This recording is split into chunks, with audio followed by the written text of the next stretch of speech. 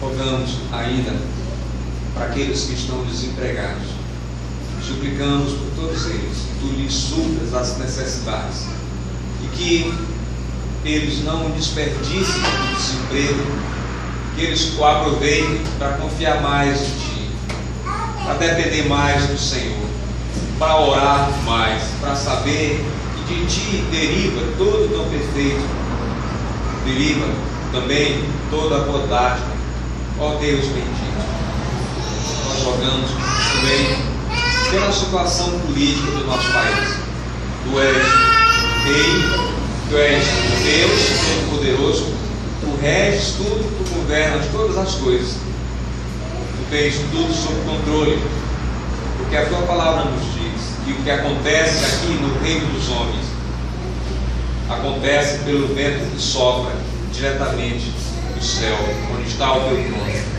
Por isso, ó Deus, ao mesmo tempo em que somos tentados a antecipar situações desagradáveis e a sofrer ante as perspectivas sombrias, nós descansamos, porque sabemos que Tu és Deus e o mundo é o palco em que a Tua providência se manifesta de maneira soberana e infalível. Senhor Deus, rogamos ainda pelos missionários espalhados pelo mundo afora, pelos lugares não alcançados, seja no Brasil, nas tribos, ou nas cidades, ou no interior, mas também pelo mundo afora, que Tu levantes homens que estejam prontos, dispostos e movidos de compaixão pelas almas, cheios do Teu Espírito, anunciem as boas novas da salvação em Jesus. Nós suplicamos, ó Deus, que avives a Tua igreja no Brasil, que há reformas de acordo com a Tua palavra. E ainda, especificamente, pela nossa igreja local. Abençoa os nossos esforços evangelísticos. Ó Deus, que ainda nesse ano Tu nos guies a começar a evangelizar, a iniciar pontos de pregação e outros bairros, nós rogamos. Também abençoa-nos com um lugar maior e nosso, e que possamos nos reunir, e que possamos ter outras atividades durante a semana,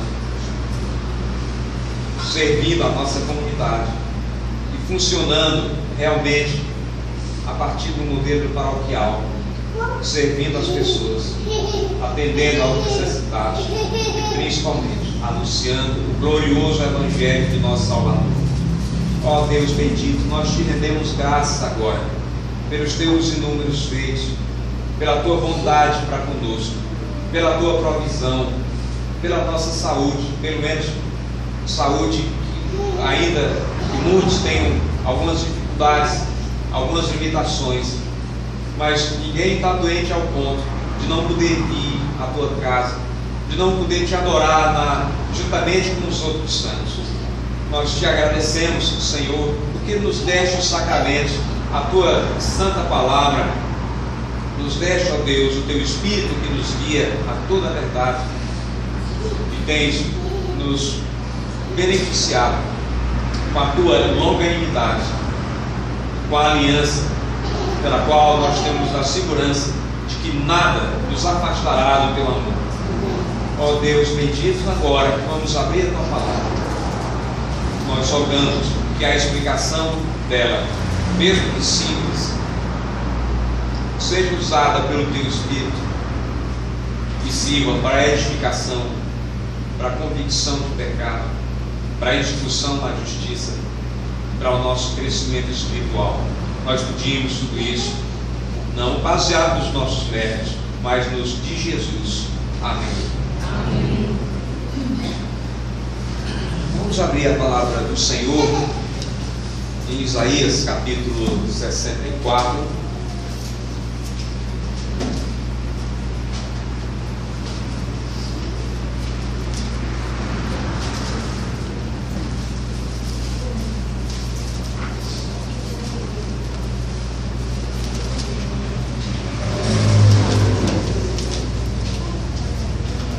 nós vamos ler todo o capítulo 64, mas nós vamos nos meter nos versículos finais, de 9 a 12.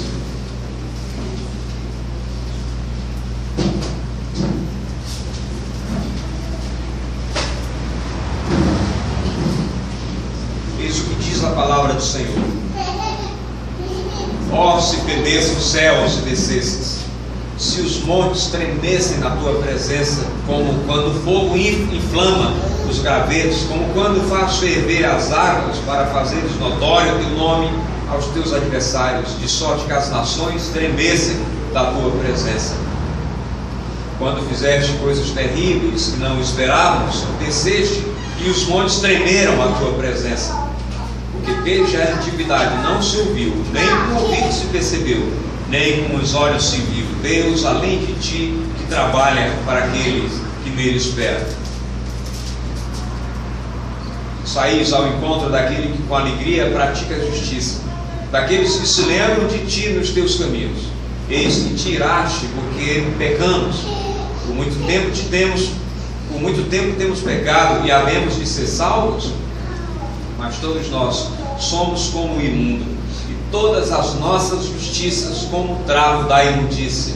Todos nós marchamos como a folha, puxamos como a folha, e as nossas iniquidades, como um vento, nos arrebatam. Já ninguém há que invoque o teu nome, que se desperte e te detenha, porque escondes de nós o rosto e nos consomes por causa das nossas iniquidades. Mas agora, ó Senhor, Tu és nosso Pai, nós somos o barro e Tu o nosso oleiro, e todos nós obra das Tuas mãos. Não te enfureças tanto, ó Senhor, nem perpetuamente te lembres da nossa iniquidade. Olha, pois nós te pedimos, todos nós somos o Teu povo, as Tuas santas cidades tornaram-se em deserto, Sião em ermo, Jerusalém está assolada. O nosso templo santo e glorioso em que nossos pais louvaram foi queimado. Todas as nossas coisas preciosas se tornaram em ruínas. Conter-te-ias tu ainda, ó Senhor, sobre estas calamidades? Ficarias calado e nos afligirias sobremaneira? Seca-se a erva e cai a sua flor. Mas a palavra do nosso Deus permanece eternamente. Amém. Podem sentar.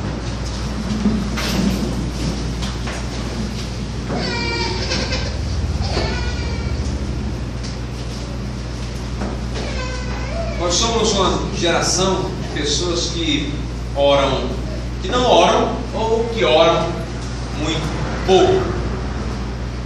São vários motivos. Alguns não oram porque esfriaram na fé. Outros não oram porque perverteram as suas prioridades. Outros ainda não oram porque aprenderam a viver sem oração. E ainda há aqueles que não oram porque acham que Deus não responderá às suas orações. E há aqueles, evidentemente, que não oram porque não são convertidos, porque nasceram de novo e não tem falta de Deus. Mas, irmãos e irmãs, a oração é um sublime meio de graça. A falta de oração, ao mesmo tempo em que é a causa da decadência, é também da decadência da nossa sociedade, é também resultado desta.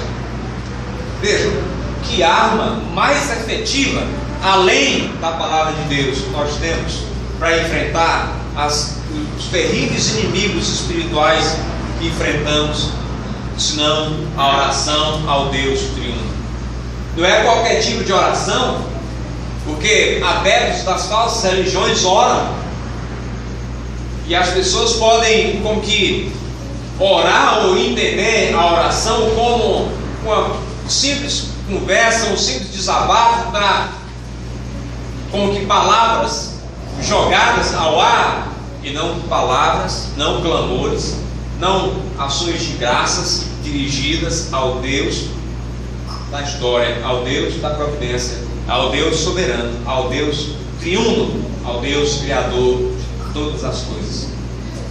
Por isso que quando a gente vê num carro qualquer, um adesivo, já orou pelo seu filho hoje? Bom, o que isso quer dizer? Orar a quem? O que isso significa? O espírita pode orar adepto a uma religião falsa qualquer? A questão é se você tem que ser posto de maneira específica, você tem orado a Deus, baseado em suas promessas ao Senhor. A grande questão é essa, irmãos e irmãs. Então, observem que nesse texto nós temos uma oração baseada no amor e na fidelidade de Deus. Em momentos de crise, numa situação crucial, o profeta clamou a Deus. E ele baseou a sua oração justamente na percepção de que Deus é um Deus de amor e de que Ele é um Deus fiel. Então vejam, aqui se ora, de acordo com os versículos finais do capítulo 64, se ora para que Deus contenha a sua ira. É exatamente isso que se pede aqui no versículo 9: não te enfureças tanto, ó Senhor, nem perpetuamente te lembres da nossa iniquidade. Olha, pois nós te pedimos, todos nós somos o teu povo. Então, o povo de Deus aqui ora para que Deus contenha o seu furor, para que Deus não se enfureça. E, na verdade, irmãos e irmãs, essa é uma oração legítima.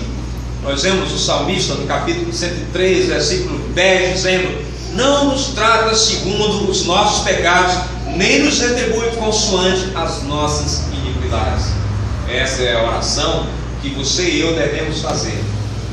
Porque pare para pensar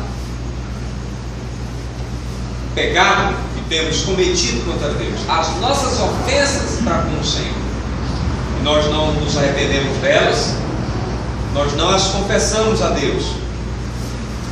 Ou seja, Deus é longânimo para conosco, Deus é misericordioso para conosco, ao se privar de dar a nós, a mim e a você, aquilo que nós merecemos. Nas misericórdias de Deus, por isso ela se renova a cada manhã, acontece justamente isso. O que é que você e eu merecemos pelos nossos pecados? Veja a nossa infidelidade para com Deus. No entanto, o salmista diz: não nos trata segundo os nossos pecados. Em outras palavras, ele está dizendo: ser misericordioso para conosco. Isso implica em duas coisas, irmãos e irmãs. Primeiro, Deus abomina o pecado.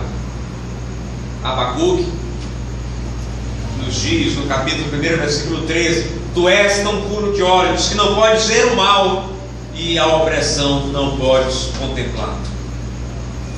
Mas vejam como nós temos pouca consciência do mal que praticamos. Porque, de maneira bem específica, nós deixamos de nos deleitar em Deus. Nós deixamos de glorificar o seu nome, que quer dizer atribuir a Ele honra, respeito, reverência. Nós deixamos de fazer tudo isso. Nós nos lembramos de Deus e fazemos de maneira muito superficial aos domingos, quando fazemos, mas veja se não é comum da nossa parte, durante a semana, nós separarmos pouco tempo ou nenhum tempo à oração, à prática de boas obras, ao exercício de falar boas palavras que edifiquem os outros. Vejam quantas vezes durante a semana nós pensamos sobre o céu, nós pensamos para as promessas de Deus, nós meditamos nos seus atributos.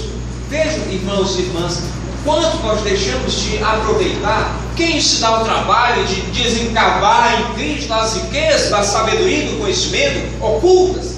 Quem, irmãos e irmãs, se dá conta em perscrutar a palavra de Deus para apreender a sua vontade, que se resume em nossa santificação, e pô-la em prática.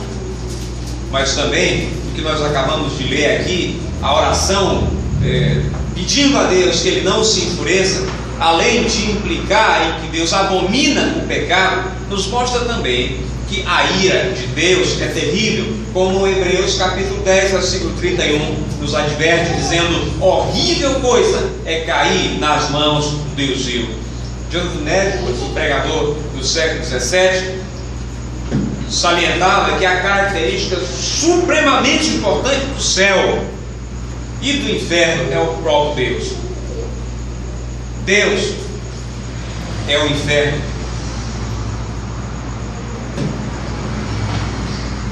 Ele dizia: Deus faz o inferno de uns e o céu de outros. É o Deus infinito e todo-poderoso que será o fogo da fornalha. No século XVII ainda, em XVIII, houve vários pregadores e teólogos que escreveram livros na mesma direção em que esse: o pecado é a praga das pragas. Irmãos e irmãs, quando se fala sobre pecado, nós não deveríamos, se nós nos esforçamos por ter um conhecimento adequado da palavra de Deus, das doutrinas, das escrituras, nós não seremos legalistas, nós não seremos como os fariseus, impondo cargas pesadas sobre os outros. Daí a importância de nós realmente sabermos qual é a essência das escrituras, qual é o cerne, qual é o seu eixo, o que é que une todas as partes, o que é que favorece o nosso entendimento, e estudá-la a partir da noção de aliança, para que nós não caiamos no legalismo de tantas pessoas, para que nós não nos tornemos fariseus, nós abominemos o pecado, o nosso próprio, e não caiamos no farisaísmo, no legalismo. Orem, irmãos e irmãs, realmente nós precisamos disso. Nós precisamos saber, em termos práticos, em que nós temos ofendido a Deus, porque os nossos pecados nos afastam do Senhor. Ezequiel nos diz que ninguém fortalece a sua própria vida com as suas iniquidades. Mas veja, a coisa mais séria e mais preocupante que há é que a igreja de nossos dias, psicologizada do jeito que é, como que anestesiada às coisas de Deus, desabituada a clamar e a dobrar os seus joelhos diante do Senhor, ela não tem noção. Ela se importa em sentir alguma coisa, mas ela não sabe o que sente. Se importa muito com o que é periférico, com o que não é essencial à fé, e abandona tudo que lhe é mais caro e mais importante. É uma igreja sem noção. São crentes completamente desorientados, não sabem a que vieram, não falam os termos, a terminologia bíblica e teológica, doutrinária de maneira precisa, e assim cada um entende o que quer e como quer. Porque nós precisamos de confissões e catecismos, porque nós somos confessionais, porque nós precisamos da doutrina, da sã doutrina, porque nós precisamos dos grandes clássicos, porque nós precisamos da ajuda dos santos do passado, que nos instruem, que nos ajudam a entender o que significa realmente o cristianismo. Então, irmãos e irmãs, é legítimo orar para que Deus contenha a sua ira. Eu quero exortá-los, eu quero estar com os irmãos e irmãs a que continuem orando, porque as nossas faltas são muitas. Os maridos falham em relação às suas esposas, as esposas em relação aos seus maridos e filhos, os filhos falham em relação aos seus pais, os cristãos falham em relação uns aos outros, falham quanto à percepção de que a igreja é um corpo, de que todos têm deveres uns para com os outros, falham quanto às coisas mais básicas da sua fé e do seu relacionamento com Deus. E no entanto, irmãos e irmãs, Deus tem sido gracioso para conosco, Deus tem sido misericordioso, longânimo para conosco. De fato, como o profeta Naum nos diz, Deus é tardio em irar-se, porque se Ele fosse nos tratar de acordo com os nossos feitos, de conformidade com aquilo que merecemos, quem subsistiria? Quem escaparia? Daí a oração do salmista no capítulo 103 também ser pertinente: não nos trate segundo os nossos pecados, nem nos retribui consoante as nossas iniquidades. Mas, irmãos e irmãs, vejam que essas pessoas aqui no Salmo 64, o povo de Deus não ora apenas para que Deus contenha a sua ira, eles oram para que Deus os perdoe. Eles dizem aqui: nem perpetuamente te lembres da nossa iniquidade. Exatamente no versículo 9: não te enfureças tanto, ó Senhor, nem perpetuamente te lembres da nossa iniquidade. Eles não oram apenas para escapar do julgamento de Deus, porque Deus tem de punir o pecado. Isso é um dado bíblico. Essa é uma coisa certa, uma coisa dada. Deus não toma por inocente o culpado, mas dia menos dia o pecado alcança aqueles que vivem na sua prática, de maneira mais dramática ou não, mas eles são alcançados e mais dia menos dia terão que prestar contas daquilo que tem feito contra o Senhor. Então nós vemos aqui que os contemporâneos de Isaías, e representados por ele, querem ser corrigidos e querem que Deus os perdoe. Eles sabem que Deus é um Deus perdoador, eles têm experiência de Deus, eles tinham os profetas que comunicavam a eles, que pregavam a eles exatamente aquilo que eles ouviam da parte de Deus, aquilo que Deus lhes entregava, e eles sabiam: Deus perdoa. Que grande bênção! Imagine se Deus não perdoasse. Imagine se você tivesse fadado a carregar sobre as suas costas aquele peso terrível e esmagador que são as nossas iniquidades. Mas Deus te perdoa. Você não precisa ser esmagado pelas suas faltas. Você não precisa ser como que achatado pelo peso avassalador das suas ofensas contra o Senhor.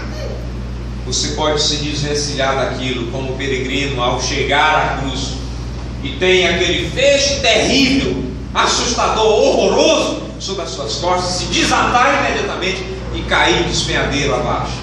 Irmãos e irmãs, que grande bênção! É isso que eles pedem. Nem perpetuamente te lembres da nossa iniquidade.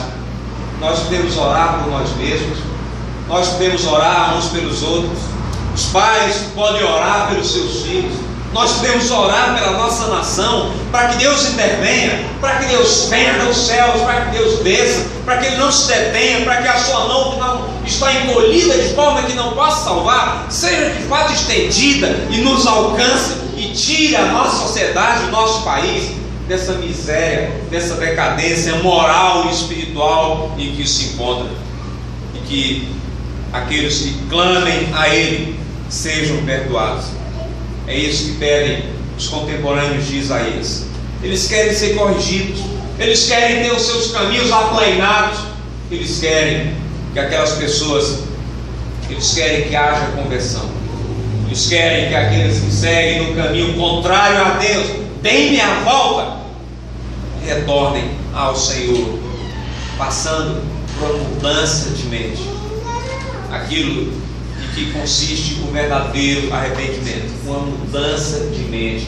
Por isso que se alguém diz ser convertido e a sua mente não muda, os seus pensamentos continua da mesma forma, tendo os mesmos valores, os mesmos princípios, se baseando nas mesmas mentiras, nas mesmas vãs filosofias, pode ser o caso de nunca ter se convertido.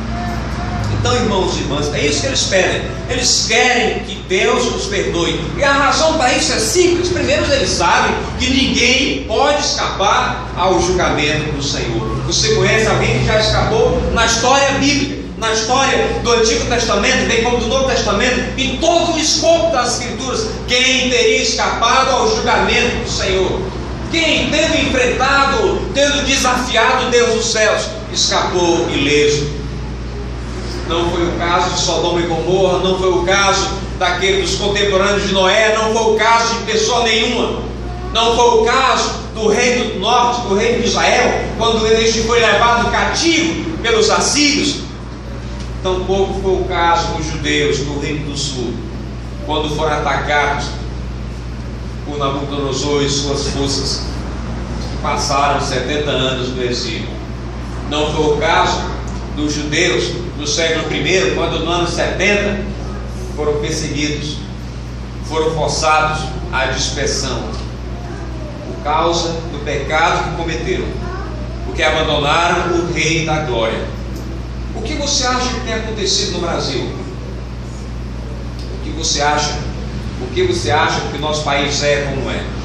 Eu sempre acho patético quando algumas pessoas tentam oferecer um diagnóstico do que está acontecendo, fazendo a parte da rejeição de Deus, da rebelião para com o Senhor, que se vê em todas as esferas. Uma nação, como diz o salmista, que clama ao Senhor, que o reconhece em todos os seus caminhos, essa é abençoada. Feliz é a nação cujo Deus é o Senhor, mas infeliz e desesperada e maldita é a nação que rejeita a esse Deus. Os nossos valores, a nossa tradição judaico-cristã vem sendo solapada, vem sendo rejeitada todas as gerações por várias décadas. O que esperar? Se não isso. Mas o que fazer para ganhar nossa cultura? Em que áreas atuar? O que você individualmente tem feito para que a cultura seja redimida? Para que pessoas sejam salvas? Para que a verdade prevaleça? Irmãos e irmãs, há tantas coisas, há tantas razões pelas quais devemos viver, sob essa que é a razão principal, que é glorificar a Deus. Glorificar a Deus tem várias outras ramificações. Há outras coisas que nós podemos fazer como ramificações ou como subprodutos desse que é o propósito principal para o qual vivemos. John Piper tem um livro intitulado Não Desperdice a Sua Vida. Quantos de nós temos desperdiçado as nossas? Em termos da nossa vida cristã, em termos da missão, em termos do trabalho, em termos daquilo que podemos realizar. Nós temos desperdiçado as nossas vidas. Eu vejo as crianças e a minha oração por elas é justamente essa, que elas não desperdicem as suas vidas, que as meninas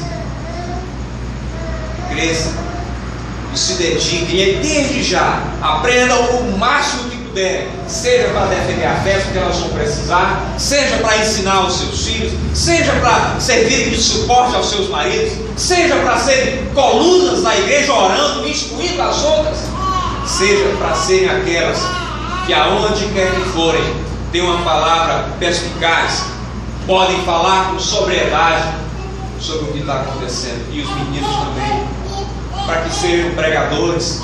Eu não costumo ouvir pais dizendo: eu oro a Deus para que Deus chame os meus filhos para serem missionários. Eu vejo pessoas por aí afora, e isso em si mesmo não é ilegítimo, mas eu vejo pessoas apenas querendo que os seus filhos sejam bem-sucedidos nesse mundo, tenham a segurança desse mundo. Não que isso em si mesmo seja errado. O problema, irmãos e irmãs, é que isso é feito às expensas do reino do Senhor.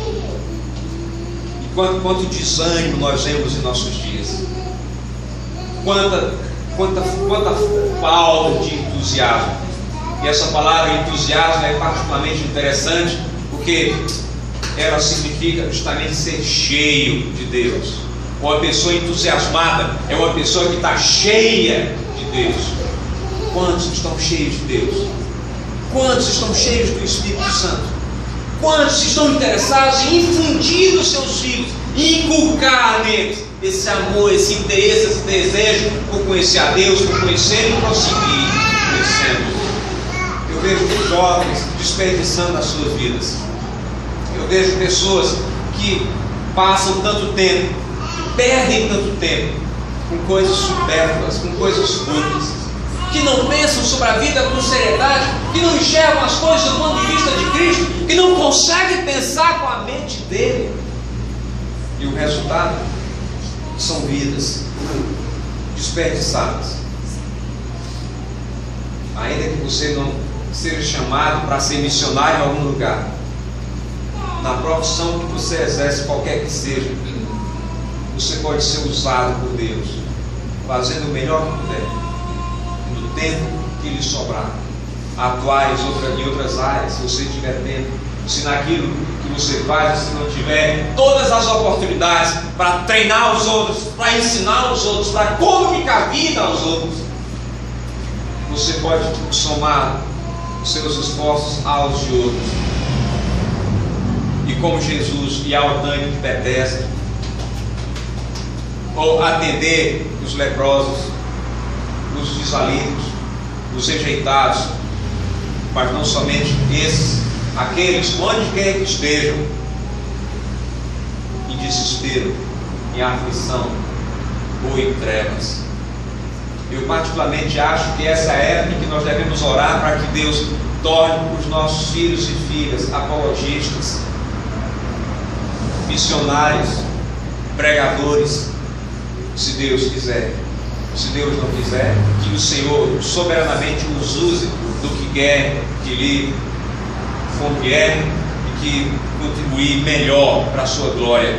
Então, irmãos e irmãs, a razão por que nós devemos orar para que Deus nos perdoe é porque ninguém pode escapar ao julgamento de Deus. E ainda, é porque sem o perdão de Deus, a pessoa continua sob condenação. Ninguém que foi perdoado pelo Senhor, ninguém que buscou o seu perdão, ninguém que tendo buscado o seu perdão não o tenha recebido, sairá da situação de condenação. E quão terrível é viver condenado, é existir nesse mundo,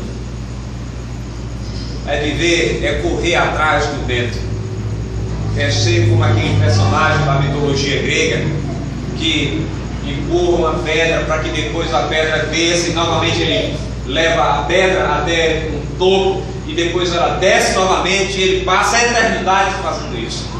Irmãos e irmãs, que trabalho inútil. Nós temos de viver para alguma coisa, nós temos de existir para alguma coisa. Daí nós precisamos pensar: para que eu estou vivendo? O que é que eu quero? Como eu estou contribuindo para a glória do Senhor? Como eu estou vivendo nesse mundo? Como eu estou usando o que Deus me deu?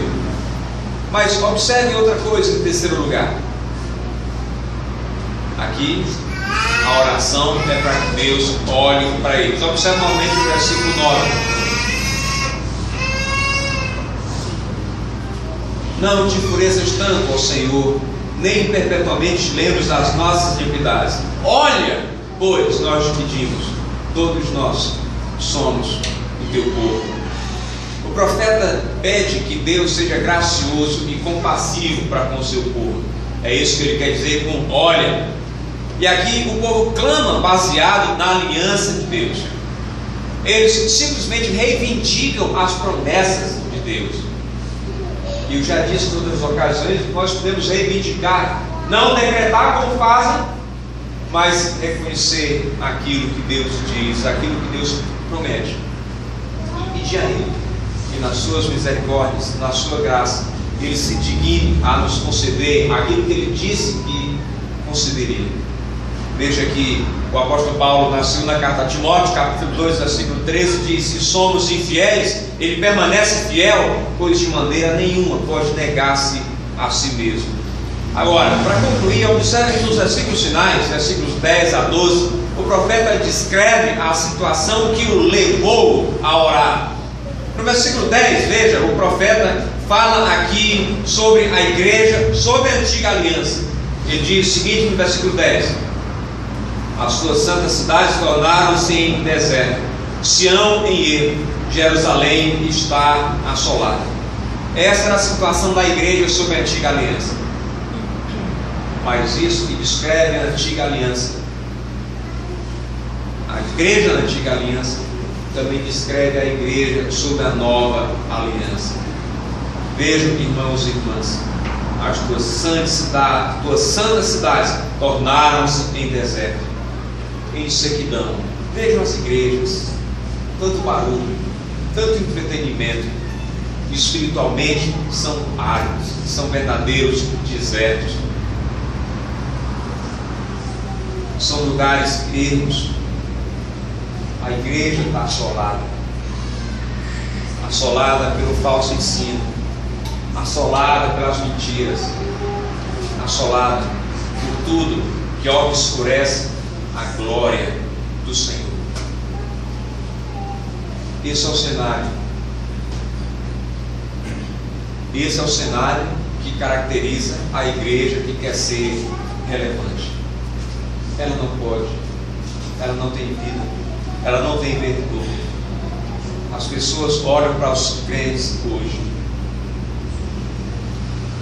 e não têm despertado nelas a simpatia por esses que professam o nome do Senhor, porque eles não veem em suas vidas, ou dito de outro modo, nas vidas daqueles que professam o nome de Deus, não se vê o fascínio da caminhada com Cristo, não se vê a beleza da santidade, não se vê o poder da integridade. Mas observe ainda, versículo 11. O nosso templo santo e glorioso, em que nossos pais te louvaram, foi queimado, e todas as nossas coisas preciosas se tornaram em ruínas. Aqui eles reconhecem que não há nada em que devam se gloriar, senão em Deus. Tudo que nós temos, no final das contas, passará. Aquilo pelo que você tanto corre, aquilo pelo que você tanto se esforça, tudo isso passará. O povo aqui reconhece, irmãos e irmãs, justamente isso, em que nós vamos nos gloriar em Deus.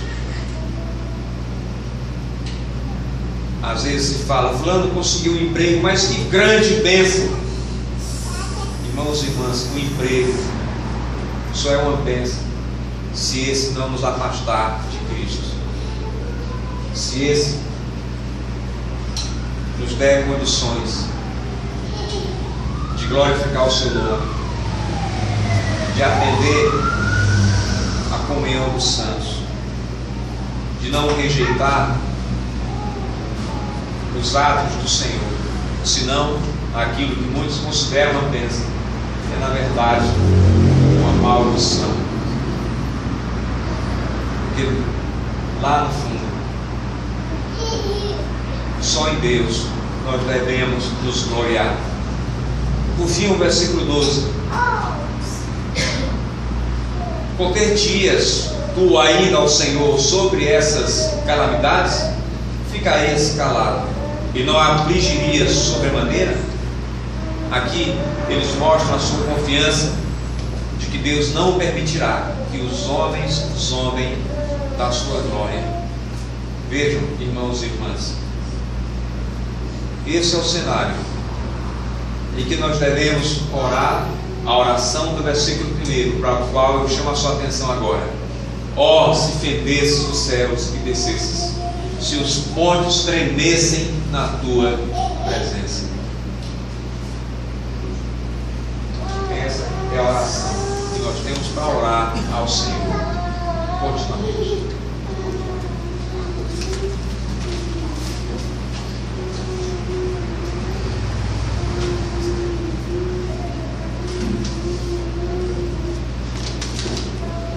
Ó Deus bendito, o dia do Senhor se aproxima do fim, mas nós somos grandemente abençoados nesse dia, pela comunhão uns com os outros, pelo culto em forma de diálogo que prestamos a Ti, Tu falando conosco e nós respondendo ao Senhor. Fomos abençoados pelo sacramento do batismo infantil. Fomos abençoados, ó Deus, pelas orações que elevamos aos céus. Te louvamos porque todas as semanas, uma vez, Tu nos dás a oportunidade de Te santificar durante todo esse dia, não precisando sair para outro lugar, senão a Tua casa, podendo nos rever uns aos outros, nos encorajar uns aos outros, mesmo quando não falamos palavras especificamente de encorajamento, mas o simples fato de vermos uns aos outros que têm, sabendo que estes têm a mesma fé que temos, sabendo que podemos contar com as suas orações, e vendo os seus testemunhos de fidelidade e dedicação ao Senhor, nós nos encorajamos uns aos outros. Ó Deus bendito, que Tu sejas servido de continuar olhando para nós de maneira misericordiosa e despertar as nossas vidas, para que elas tenham sentido, e que o sentido seja buscar o Teu reino e a Tua justiça em primeiro lugar, de forma a salgar a terra, iluminar o mundo envolto em trevas. Te agradecemos, porque embora sejamos militantes desse mundo, fazendo parte da igreja militante, nós também fazemos parte da igreja triunfante. Tu é a glória, Senhor, Tu é a majestade, e Tu te elevaste sobre tudo e sobre todos. Por isso nós estamos confiantes de que no Senhor nós tudo podemos e somos inabaláveis, porque as Tuas promessas e a Tua aliança é inviolável, assim como as Tuas promessas são invioláveis e serão cumpridas. Te agradecemos então por tudo que nos deste neste dia, por tudo que fizeste por nós, em nome de Jesus. Amém. Amém. Vamos ficar em pé e cantar o hino 138.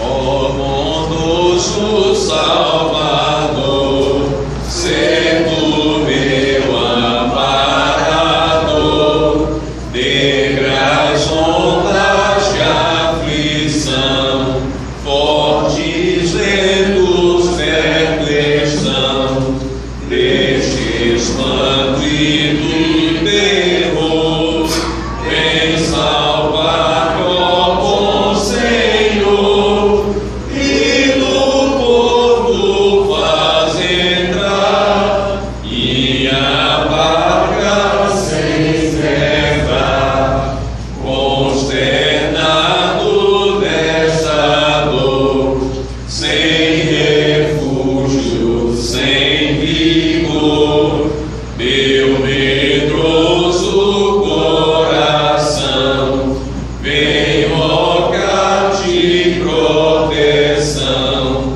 mostra o Teu imenso amor, ó benigno Salvador, poderosa e clara luz, não me deixes, ó Jesus, compassivo Redentor, vai ao triste pecador, vida e gozo Tu me dás, graça infinita, eterna paz, enche o débil coração com os dons da salvação, e seguro sem temor gozarei do Teu favor. Amém. Congregação do Senhor, irmãos e irmãs, olhai para cima e recebei da parte de Deus a bênção. Que a graça do Senhor Jesus, que o amor de Deus o Pai, que a comunhão e as consolações do Espírito Santo estejam sobre todos vós que esperais no Senhor, agora e sempre. Amém.